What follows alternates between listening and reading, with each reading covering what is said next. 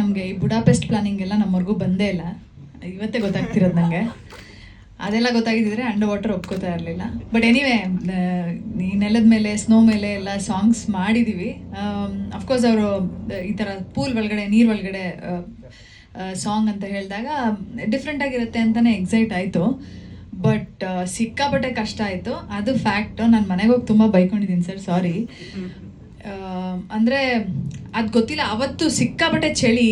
And ನಮ್ಮ costumes ಎಲ್ಲ ನೋಡಿದ್ರೆ ನೀವು ಎಷ್ಟೋ ಮೀಟರ್ಸ್ ಉದ್ದ ಇತ್ತು ನನ್ನ ಡ್ರೆಸ್ ಟೇಲ್ಗಳು. ಸೊ ಆಚೆ ಬಂದಾಗ ಬಟ್ಟೆ ಎಲ್ಲ ಹೆವಿ ಆಗ್ತಾಯಿತ್ತು. ಮತ್ತು ಆಚೆ ಬರಬೇಕು, ನೀರೊಳಗೆ ಹೋಗಬೇಕು. ಸೊ ಊಟ ತಿಂಡಿನೂ ಸರಿಗೆ ಮಾಡೋಕ್ಕಾಗಲಿಲ್ಲ ಅವತ್ತು. ಅಂದರೆ ನನ್ನ ಇಷ್ಟು ವರ್ಷದ ಕರಿಯರಲ್ಲಿ ನಾನು ತುಂಬ ಕಷ್ಟಪಟ್ಟಿರೋ ದಿನ ಅವತ್ತು ಶೂಟಿಂಗ್ ಅಂತ. ಸೊ ಅವತ್ತು ಔಟ್ಪುಟ್ ಬಗ್ಗೆ ಚಿಂತೆ ಹೋಗ್ಬಿಡ್ತು. ಆಫ್ಟರ್ 1-2-3 hours ಆದಮೇಲೆ ಪೇಷನ್ಸ್ ಎಲ್ಲ ಹೋಯ್ತು, ಹೆಂಗಾರು ಬರಲಿ ಮುಗಿಸ್ಬಿಟ್ಟು ಕಳಿಸಿ ನಮ್ಮನ್ನ ಅಂತ. ಆ ಥರ ಅಷ್ಟು ಫ್ರಸ್ಟ್ರೇಟ್ ಆಗೋಗಿತ್ತು.